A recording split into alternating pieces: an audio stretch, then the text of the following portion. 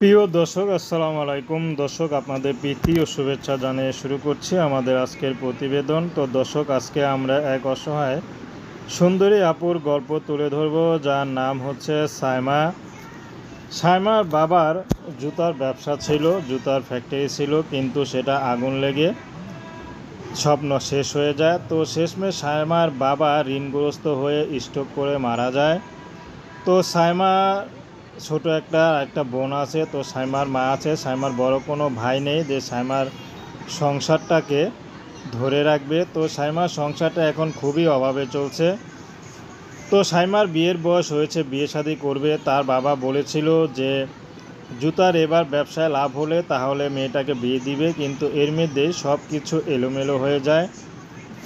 তো এখন সাইমা ইউটিউবে এসেছে ভালো একটা জীবনসঙ্গীর আশায়। যদি কেউ তাকে ভালোবেসে আপন করে নিতে পারে, সে যে কাজেই করুক, যে বয়সের হোক, সাইমা বিয়ে শাদী করতে রাজি আছে।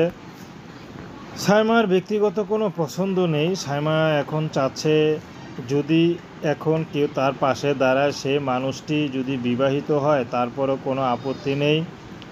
সাইমার ব্যক্তিগত কোনো পছন্দ নেই। সাইমাকে পছন্দ করে যে বিয়ে করবে, সাইমা তাকে বিয়ে শাদী করতে রাজি আছে।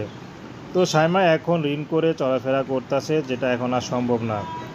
তো প্রেম, ভালোবাসা, সাহায্য, সহযোগিতা, বিয়ে শাদী করা একান্ত আপনাদের ব্যক্তিগত ব্যাপার। আসুন আমরা ৫ ওয়াক্ত